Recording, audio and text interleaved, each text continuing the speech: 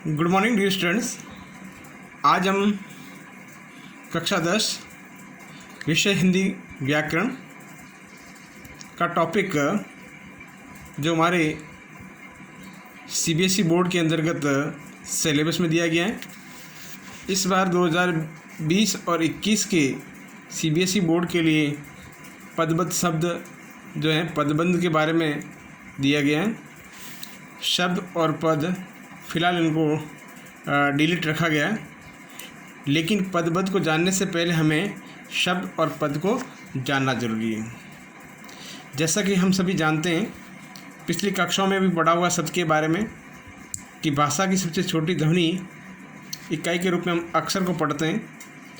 फिर अक्षर से मिलकर यानी जब एक से अधिक ध्वनियाँ साथ में मिलकर किसी भी का अर्थ बतलाती है तो वो शब्द बन जाता है। तो इसीलिए शब्द को हम परिभाषित रूप में कह सकते हैं कि वर्णों के मेल से बना स्वतंत्र सार्थक ध्वनि समूह शब्द कहलाता है। यानी वर्णों का एक सार्थक समूह जो सही अर्थ देने वाला वो शब्द कहलाता है। देखिए, शब्द वर्णों के मेल से बनता है। वर्ण माना अक्षर से कहा गया है, जैसे अ आई यू जो भी अक्षर है उसके साथ में यदि क ख ग या कोई भी जोड़ दिया जाए, जैसे हमने कलम लिखा, पेन लिखा, ये सारे शब्द बन गए। शब्द सार्थक ध्वनि समूह यानी अक्षरों का समूह होता है। जैसे आज, पानी, ये ताकत, ये आदि के आदि जो अक्षर समूह भी हैं और सार्थक शब्द भी। तो इस प्रकार जो बनकर आते हैं वे सारे के सारे शब्द कहलाते हैं। तो इस प्रकार हम कह सकते हैं कि शब्द एक स्वतंत्र रूप से प्रयुक्त होता है, इंडिविजुअल होता है, अपने आप में संपूर्ण कहलाता है। फिर कहा गया है कि वर्णों का वही समूह शब्द कहलाता है जिसका प्रयोग स्वतंत्र रूप से होता है, जैसे घोड़ा, कंप्यूटर, महासागर। सभी के बीच में कॉमा यानी एक एक इंडिविजुअल है सारा। तो इस प्रकार से अपने आप में संपूर्ण बतलाता हो वे शब्द कहलाते हैं। आइए हम जानते हैं शब्द के महत्व के बारे में कि शब्द का क्या महत्व बन जाता है। शब्द को भाषा या अभिव्यक्ति का मूल आधार कहा गया है।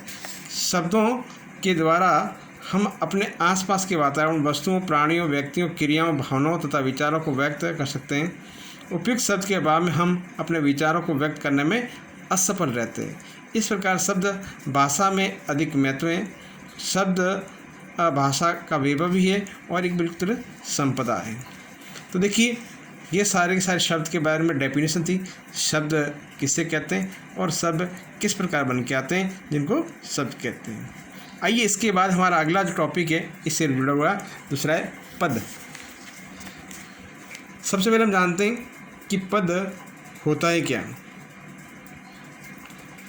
कहते हैं कि प्रत्येक स्वतंत्र सार्थक वर्ण समूह एक शब्द कहलाता है, किंतु जब वाक्य में प्रयुक्त यानी उपयोग होने वाले पर वह स्वतंत्र नहीं होता, यानी उसके व्याकरण के नियमों एवं कारक के विभक्ति चिन्हों के योग से उसमें परिवर्तन आ जाता है और वाक्य में प्रयुक्त शब्द ही पद कहलाते हैं। यानी जब वे शब्द एक सेंटेंस बना देते हैं ग्रामेटिक रूप से, तो वहाँ पर हम उसको पद कहते हैं।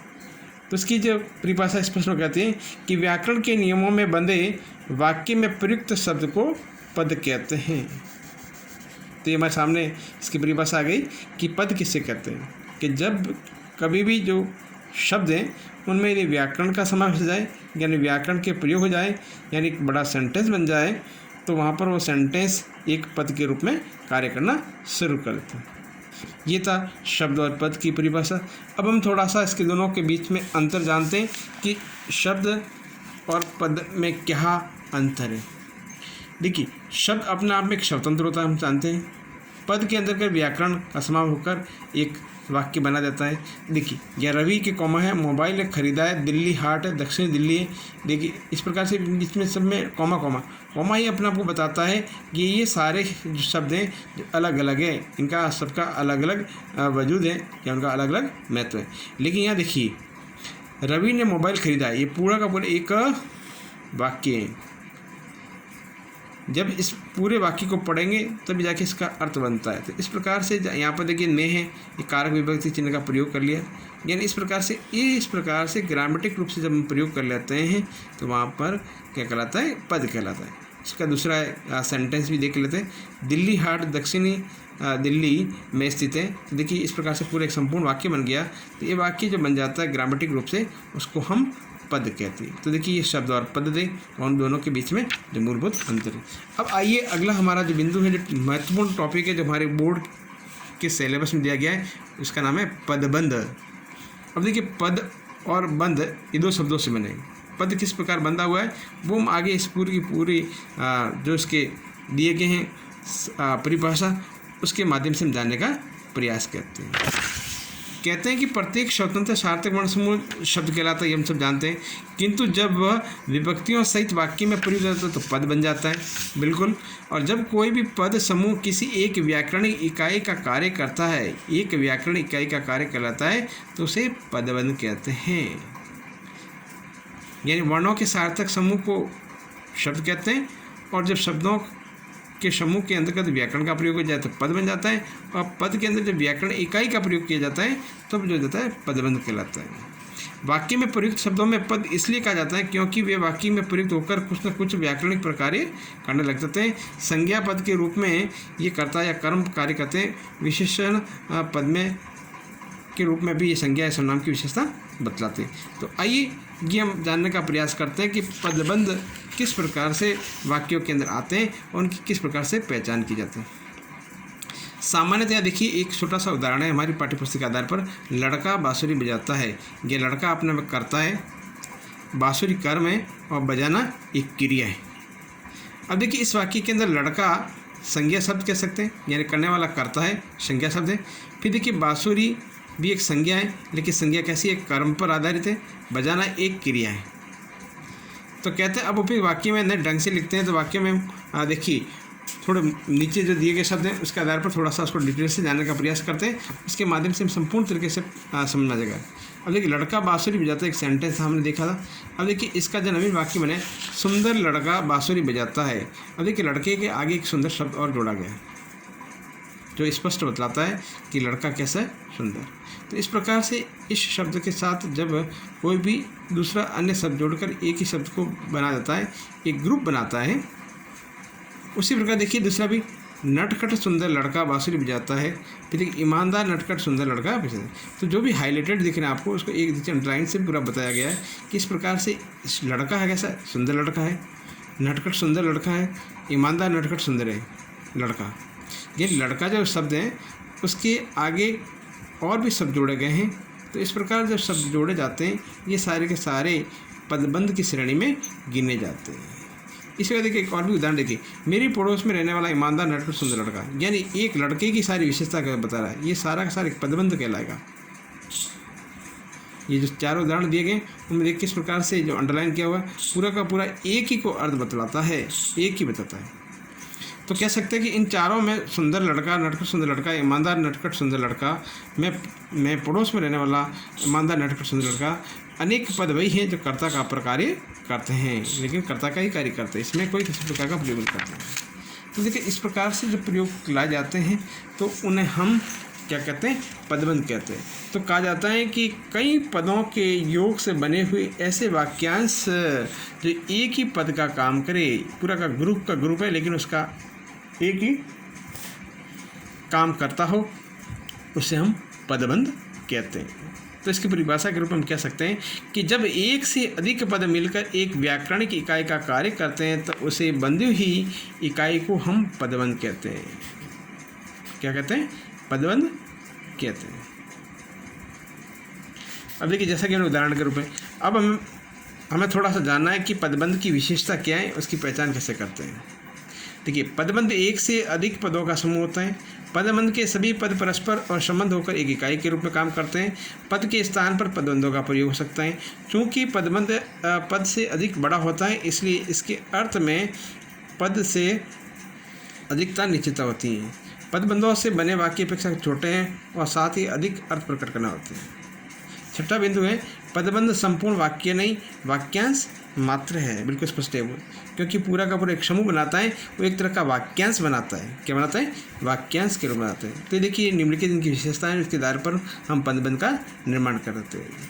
तो हमें स्पष्ट रूप से ये करना है कि जब कभी भी कोई सेंटेंस आए, सेंटेंस के अंतर्गत जो किसी भी को इंगित करता है कि संज्ञा है, सर्वनाम, विशेषण है या क्रिया, क्रिया विशेषण, जो भी शब्द हैं उसके आधार पर आने वाले शब्दों का एक समूह वाक्यांश के रूप में बतलाता है, तो वहाँ पर हमें पदबंध को ही बतलाने का प्रयास करना चाहिए।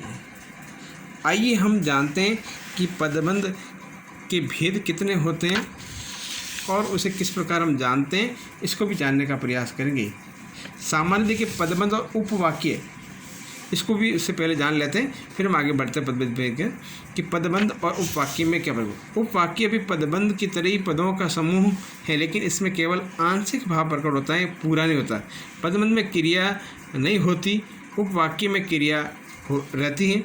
जैसे उदाहरण, ज्यों ही वह आया त्यों ही मैं चला गया। या देखिए ज्यों ही वह आया एक उपवाक्य है, उसका जिसमें पूर्ण अर्थ की प्रतीति होती है, यानी दोनों तरफ क्रियाओं का प्रयोग किया जाता है, तो वहाँ पर उपवाक्य होते हैं।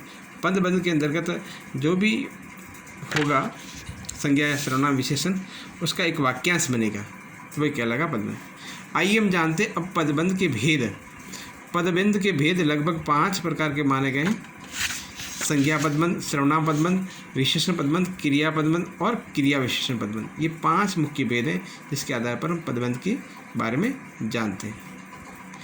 पदबंधों का वर्गीकरण पदबंध के आए शीर्ष पद के आधार पर किया जाता है। यदि शीर्ष पद संज्ञा शब्द हैं तो संज्ञा पदबंध कहलाएगा, और जो विशेषण पदबंध विशेषण है तो विशेषण पदबंध कहलाएगा, क्रिया है तो क्रिया पदबंध कहलाएगा, और सर्वनाम है तो सर्वनाम पदबंध कहलाएगा, और यदि क्रिया विशेषण है तो क्रिया विशेषण पदबंध कहलाएगा। ये 5 प्रकार के पदबंध है कि जिस श्रेणी का आ जाएगा उसी के आधार पर उसका पदबंध कहलाएगा। तो 5 मुख्य पदबंध एक बार पुनः रिपीट कर लें। संज्ञा पदबंध, सर्वनाम पदबंध, विशेषण पदबंध, क्रिया पदबंध और क्रिया विशेषण पदबंध। ये कुल 5 पदबंध जिसके प्रकार हैं। आइए हम अब जानते हैं अगला, सबसे पहला इसका प्रकार है संज्ञा पदबंध।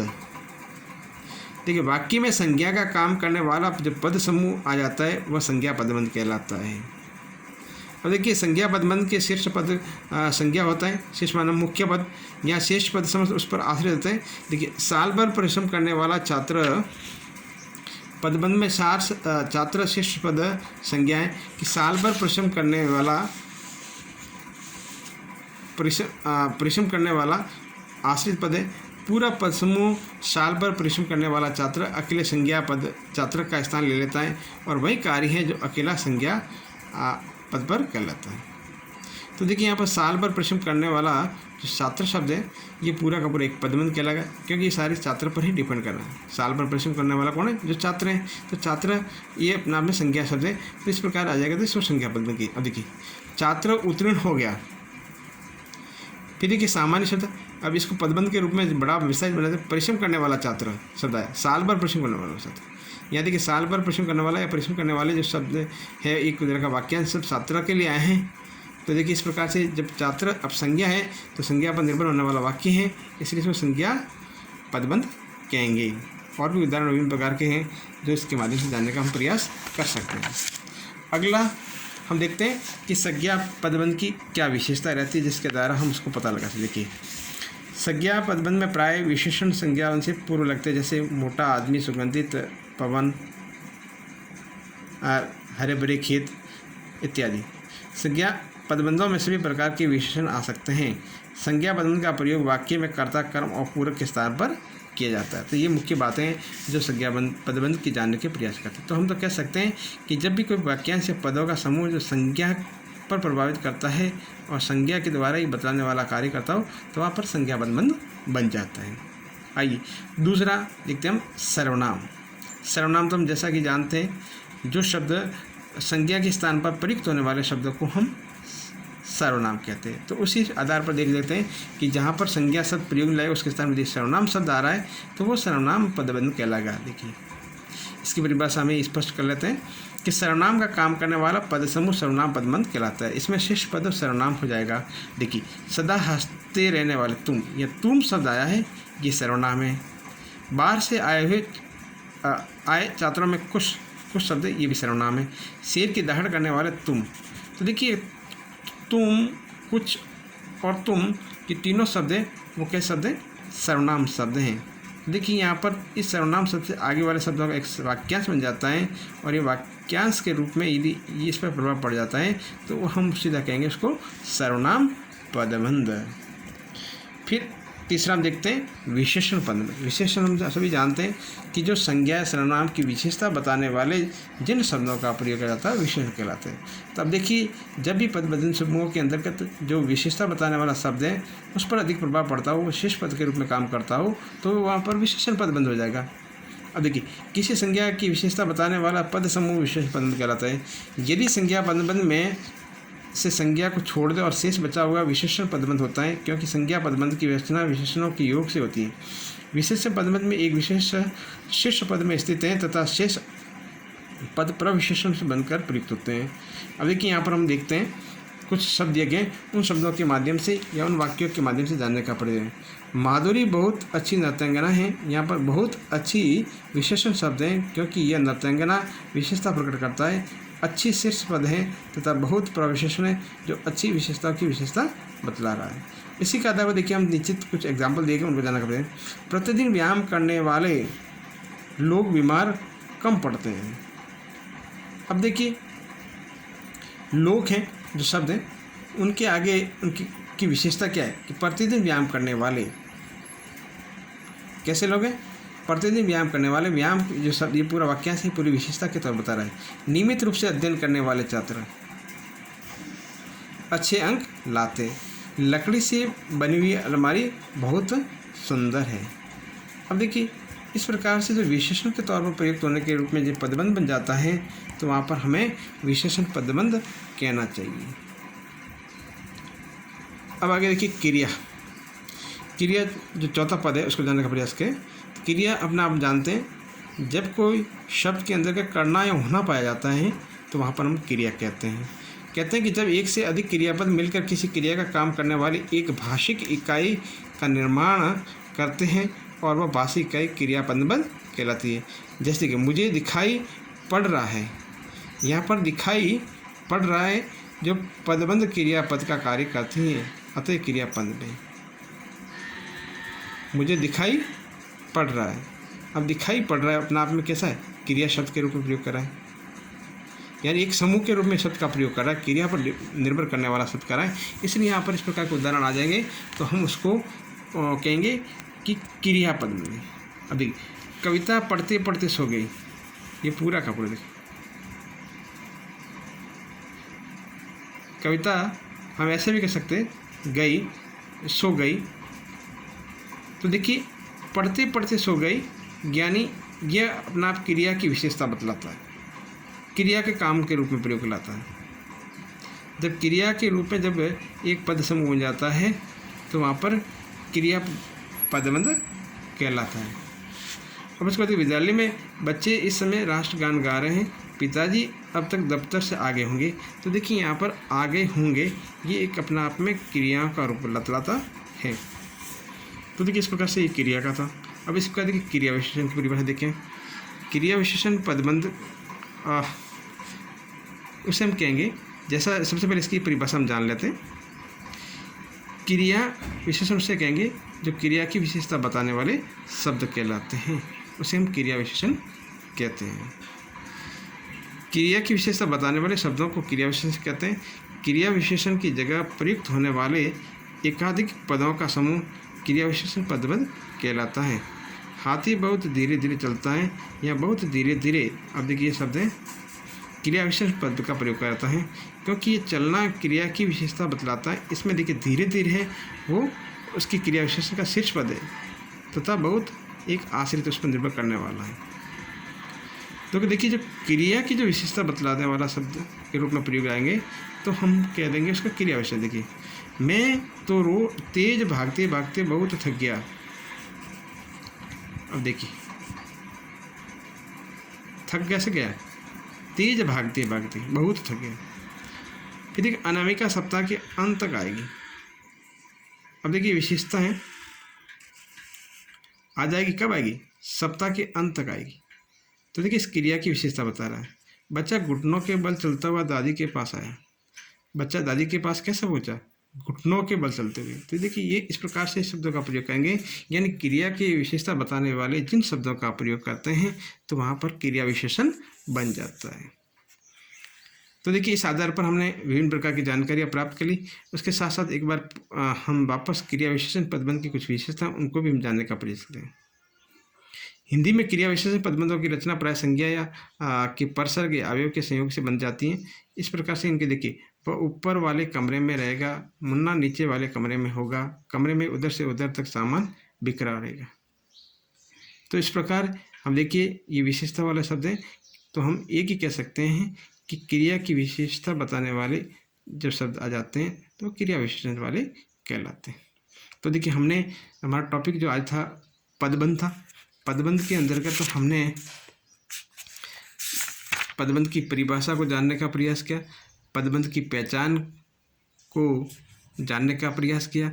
उसके साथ साथ पदबंध के मुख्य जो 5 प्रकार या 5 भेद कह सकते हैं, संज्ञा पदबंध, सर्वनाम पदबंध, विशेषण पदबंध, क्रिया पदबंध और क्रिया विशेषण पद, इनको जाना तथा उनकी पहचान करने के तरीकों को जानने का प्रयास किया। इसके अलावा यदि आपको और कोई समझ में नहीं आए तो आप मुझे टेक्स्ट मैसेज के माध्यम से पूछ सकते हैं। धन्यवाद।